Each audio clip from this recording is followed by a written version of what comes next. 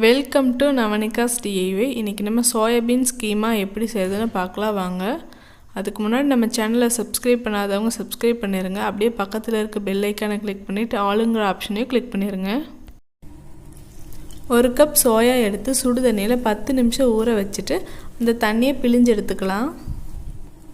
பிழிஞ்செடுத்த சோயாவை சாப்பரில் போட்டு சாப் பண்ணி எடுத்துக்கலாம். அப்படி இல்லைன்னா மிக்சியில் போட்டு லைட்டாக அரைச்சி எடுத்துக்கலாம். ரொம்ப நைஸாக அரைக்க வேண்டாம், இந்த மாதிரி கொரன்னு இருக்க மாதிரி அரைச்சி எடுத்துக்கலாம். பேன் ஹீட் ஆனது 2 டேபிள் ஸ்பூன் ஆயில் விட்டுக்கலாம். எண்ணெய் சூடானது 1 டீஸ்பூன் கடுகு சேர்த்துக்கலாம். அதுக்கப்புறம் 1 டீஸ்பூன் சீரகம் சேர்த்துக்கலாம். 2 பச்சை மிளகாயை பொடியாக கட் பண்ணி வச்சுருக்கேன், அதையும் உள்ளே சேர்த்து வதக்கி விட்டுடலாம். அதோட ஒரு கொத்து கறிவேப்பிலையும் சேர்த்துக்கலாம். பொடியாக கட் பண்ணி வச்சுருக்க ஒரு வெங்காயத்தையும் சேர்த்து வதக்கி விட்டுறலாம்.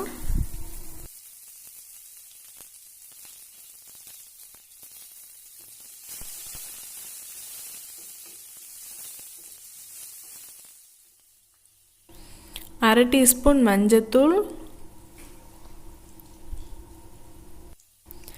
1 டீஸ்பூன் மிளகாய்த்தூள்,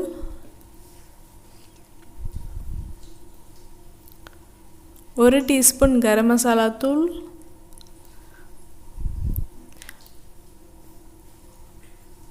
1 டீஸ்பூன் மல்லித்தூள் சேர்த்து நல்லா கிளறி விட்டுறலாம்.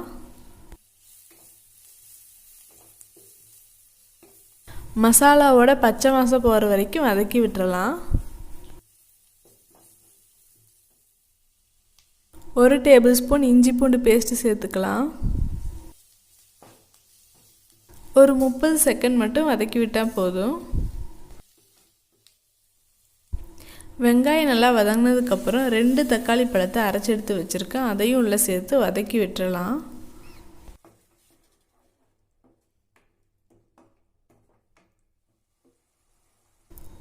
தேவையான அளவு உப்பு சேர்த்துக்கலாம்.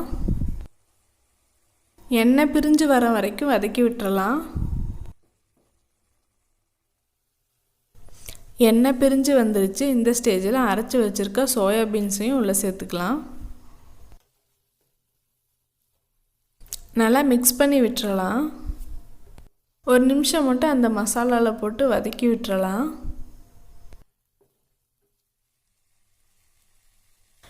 தேவையான அளவு தண்ணி சேர்த்துக்கலாம். தண்ணி சேர்த்துட்டு நல்லா மிக்ஸ் பண்ணி விட்டுட்டு உப்பு பத்தலைன்னா உப்பு ஆட் பண்ணிக்கோங்க.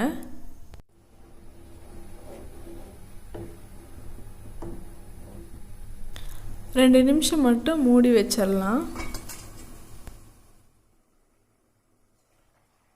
பாருங்கள், நல்லா கொதிச்சிட்ருக்கு. ஹை ஃப்ளேமில் வச்சுட்டு அந்த தண்ணியெல்லாம் உறிஞ்சிற வர வேக விட்டுறலாம். இந்த மாதிரி தண்ணி உறிஞ்சி கெட்டியாகிற வர விடணும்.